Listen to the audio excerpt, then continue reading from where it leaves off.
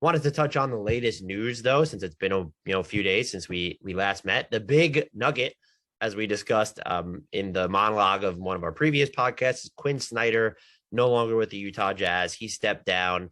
He said it was basically time. That was his reasoning for it. We all saw this coming. The fact that it got to a point where we were sort of cautioned, with the original story from Woj, that he wasn't sure if he was going to come back. It seemed pretty clear that he was not. And a lot of people believe that the Jazz's core had just grown stale. I don't think Quin Snyder was necessarily a part of that. Utah, Danny Ainge made clear that they really tried to keep him. I thought that was interesting that he made that publicly clear, that they really aggressively tried to keep him. I think the timing, it could be kind of less than ideal because you're looking at Kenny Atkinson maybe being off the board. He's so deep into the Hornets process. Looks like it's going to be D'Antoni or Atkinson in Charlotte. Meanwhile, hopefully that's not too outdated by the time you listen to this. Darvin Ham already going to the Lakers. I doubt that they would have necessarily had interest in Mike Brown now with the Kings. So you could say the timing behind this is a little bit inconvenient because now you have to stage a coaching search where maybe the full breadth of candidates aren't available. Names already linked to this job, though. Of course, Johnny Bryant from the Knicks, assistant with the Knicks, has ties to Donovan Mitchell. Will Hardy with the Celtics, Charles Lee with the Bucks, and Joe Mazzulla with the Celtics as well. That's from Woj. Woj also mentioned that Alex Jensen, an assistant on Utah's staff, and Terry Stotts were interviewed as well. Woj further adds that we should expect a thorough, wide open process here. So again, I made a joke on Twitter about this. I don't actually believe it. Quin Snyder stepping down at this time, I don't think it necessarily narrows the field of options all that much. If you miss out on a Kenny Atkinson or a Darvin Ham, if those were two guys you really liked, sure, then, but it does seem that they're casting a wide net and there wasn't these like super hot button coaching candidates available. Remember that Quin Snyder was mentioned as the best possible coaching hire for teams when many thought that he would leave the Jazz. It has become pretty clear though that he doesn't intend to coach next season. We'll see if that holds. Maybe a job opens up the middle of the offseason or sometime next season that interests him. A lot of people just have him tabbed for San Antonio whenever it is that Greg Popovich decides to leave there. My guess would be that that's a terrible way to phrase it. My guess is that doesn't happen before next season. So my gut tells me that Quin Snyder will not coach an NBA team next year. Maybe he'll be bouncing around them like we hear about all these coaches who don't necessarily have a gig at the moment, but that he'll eventually just wind up back leading the charge in San Antonio, assuming that Greg Popovich leaves after next season. If he doesn't, maybe that opens up just some other spots that will become available there. The other impact of this, of course, is, well, what are the Jazz going to do with their roster now? We've talked a lot about this on the podcast. Rudy Gobert's name has been mentioned in trade rumors, linked most recently to the Chicago Bulls. I have to say, the two things that got me is the discourse on Twitter about how the Bulls shouldn't give up Patrick Williams to get Rudy Gobert. I found it a little funny. It's, if you're not going to do Vooch and Patrick Williams for Rudy Gobert, then you don't get Rudy Gobert. I don't even know that the Jazz would do that deal on their own. At the same time, I think Rudy Gobert is a terrible fit for Chicago, not because he's limited on offense, which again, he is. He is a valuable offensive player. He's not the most expansive offensive player.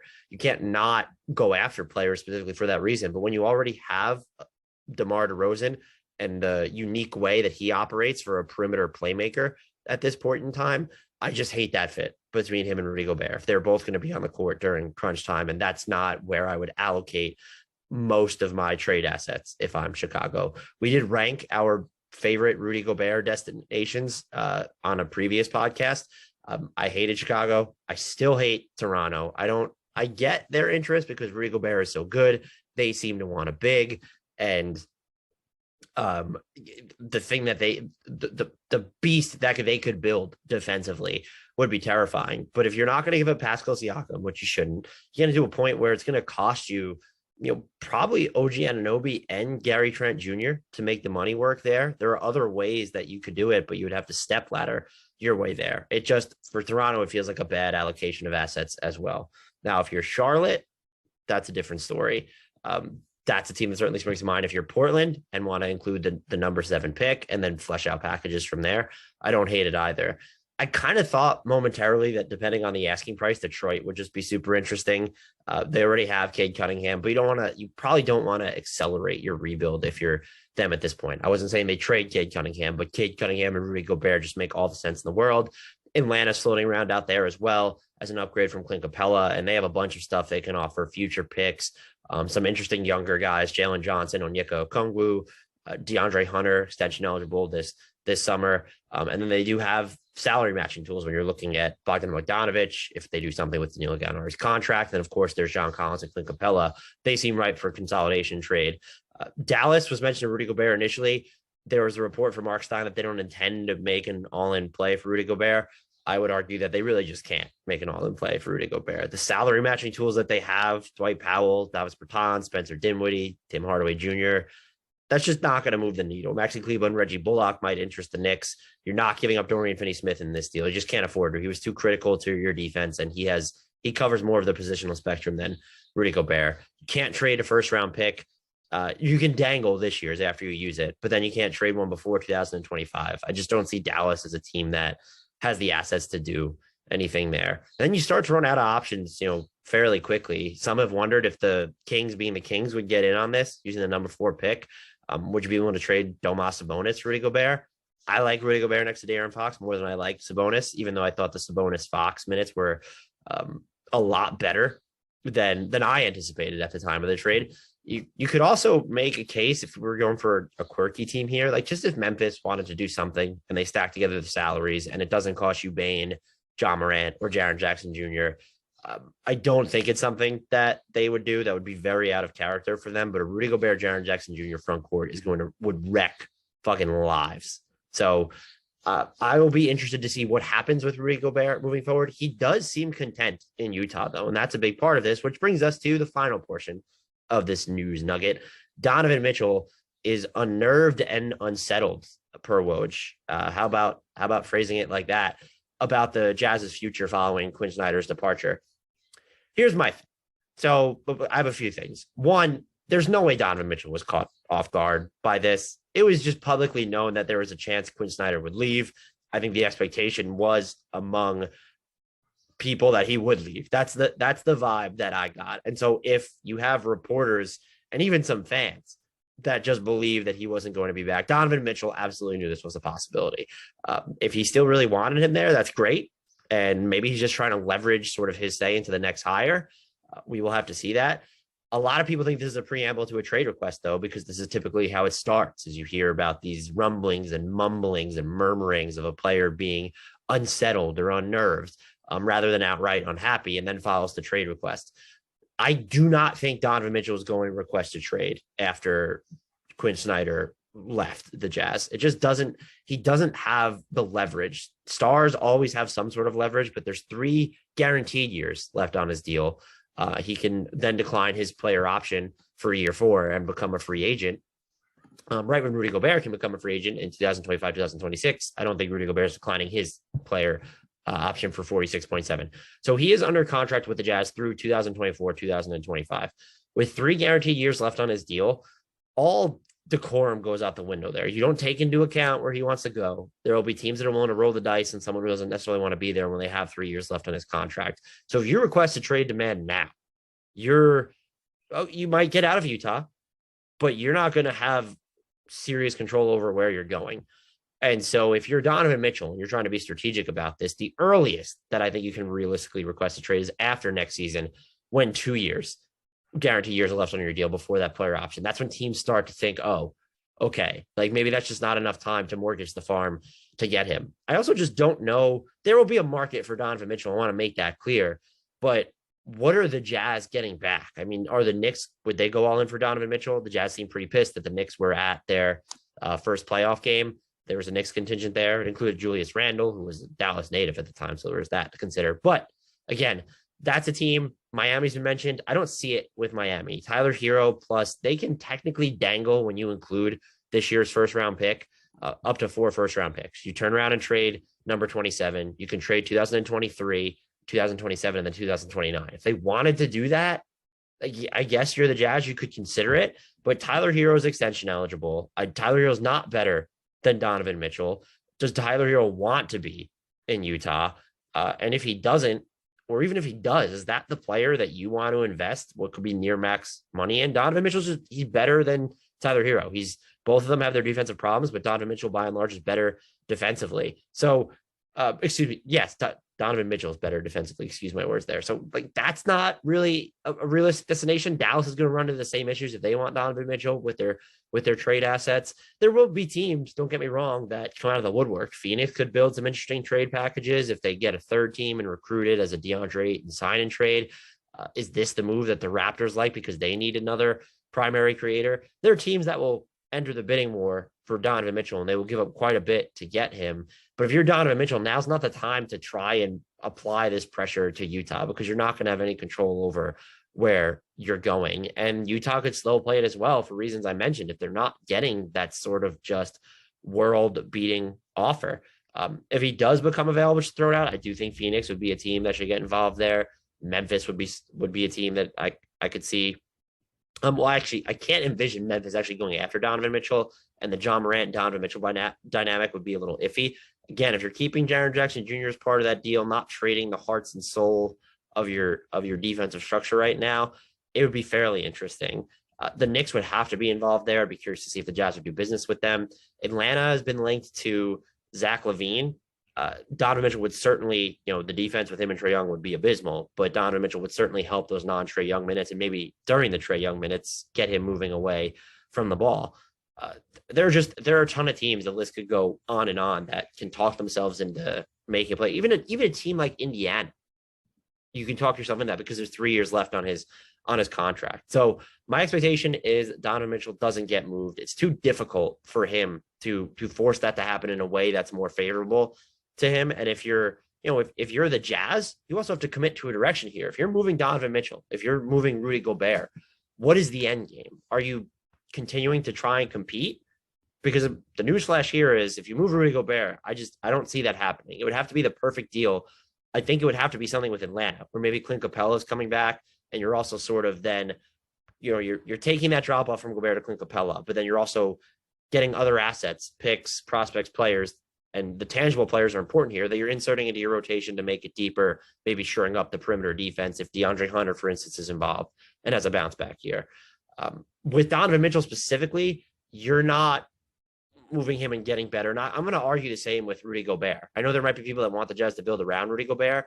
It's easier or more sensible with the way the NBA is played to build around someone who operates from the point of attack on offense. That is not Rudy Gobert. His offensive value drops off a ton if the Jazz enter an era in which they don't have a proven pick and roll playmakers around him. I know there are jokes about Donovan Mitchell's lack of passing volume to him, but if you take Donovan Mitchell out of the offense, it makes things harder on everybody. Bojan Bogdanovic, Mike Conley, Jordan Clarkson, unless you're putting another, say B+ point of attack scorer there. And so you really have to think about this. If you're moving one of them, I think you have to be committed to a more methodical rebuild.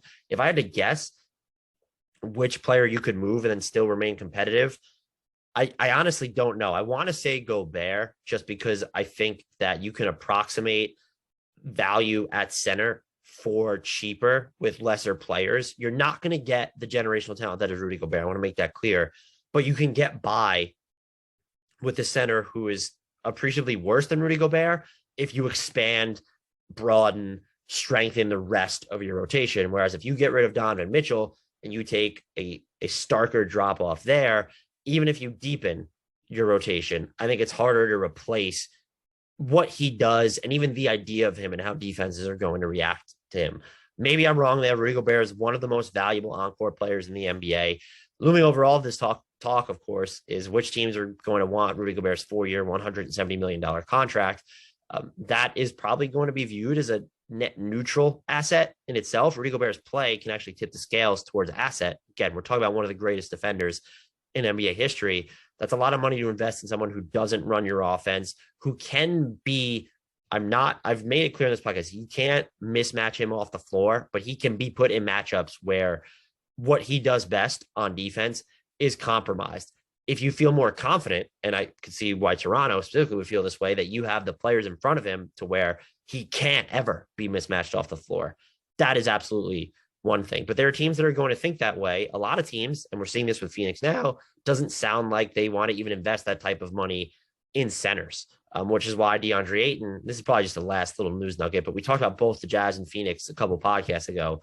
It does seem like John Hollinger of The Athletic, I believe, wrote that it's basically fait accompli. Ayton has played his last game in Phoenix.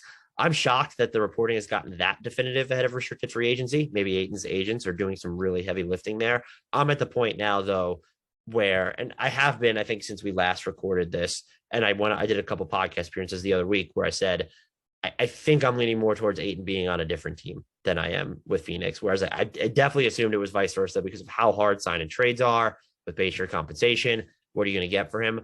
The big question now is, would the Suns be willing to just let him walk if a Detroit or San Antonio actually goes after him with a max offer sheet? I have literally no idea. That's a huge, even if you think they can get by approximating DeAndre Ayton with cheaper centers, to let someone so valuable, in theory, even if you don't think he's valuable to your team, and the fact that they could be willing to let him walk, that definitely might say something about what's going on behind the scenes. And look, Sam Amick also reported, by the way, for more Suns news, that there was a mini COVID outbreak amongst the team towards the end of the Western Conference semifinals. Maybe we'll hear more about that, but it definitely brought up questions about how the league is going to handle COVID protocols moving forward in future seasons, specifically to start next season. But again, with Ayton, he has value and you can move him for value. So if you don't, that is a fundamental failure in my book. It's not about whether you actually view him as worthwhile to your bigger picture. He has value. If there's a team that's willing to sign him for near max or max money, you need to get into that before he signs an offer sheet and try and construct a sign and trade, because I hate saying this about people, but it's asset mismanagement if you just let him walk. Though, again, on the Jazz, I don't know I wouldn't have a gut feeling on who they would hire as a new head coach at this juncture. I honestly have no idea. Would the hire speak a lot about the direction they're headed next season? Again, I don't know. Danny Ainge did say that they're not going to feel pressure to do it before the draft or free agency. That makes sense at this point. And I don't know what the Jazz decide to do from here. I've said all along, I think it's more likely they move Rudy Gobert than they do Donovan Mitchell. And I think that's the smart play, because peak Donovan Mitchell is technically going to be more of an anomaly than Rudy Gobert. But there's a real chance that they just run this back and they'll reevaluate maybe at the trade deadline or over the offseason, where Rudy Gobert's deal is a little bit shorter and maybe he looks more appealing in that way. And then Donovan Mitchell is going to have more say in where he goes with only 2 guaranteed years left on his deal before free agency. That's where I'm at with the Jazz. If I had to guess, because I think everyone wants the predictions, if both Donovan Mitchell and Rudy Gobert are on the Jazz to start next season, I'm going to say Donovan Mitchell I'm like on the fence about Rudy Gobert, just because it feels like this team is headed towards a seismic change. And maybe that seismic change was Quin Snyder. We set the over-under on the number of Snyder, Donovan Mitchell, and Rudy Gobert. We set the over-under on those 3 being back at 1.5. And I think under was the most popular pick. We've already seen one. Will we see another? The Jazz, I'm interested endlessly by every team this offseason, but they're going to be one of the more fascinating squads to watch from here on out. I will finish with this and say I expect the Rudy Gobert rumors to heat up significantly now that Snyder's gone and we've sort of seen this first domino of change fall. But that does it for me. If this is the first time you're listening to this podcast, please remember to rate, review, and subscribe to us wherever you're consuming your podcast. Follow us on the socials. We are at Hardwood Knocks on Twitter, at Hardwood_Knocks on Instagram. Check out our YouTube channel, our TikTok, which is at Hardwood Knocks as well. The links to all of those are in our podcast description. Also, join our Discord. Let's try and get some more. I don't want to have to be the only one answering questions in there. Come in there, chat with a bunch of general NBA fans and fans of specific teams. It can be a lot of fun, especially with the off season coming up. Our Discord is also in the podcast description. Now that all of that's out of the way, let's get to some more NBA draft talk with the Box and One's Adam Spinella.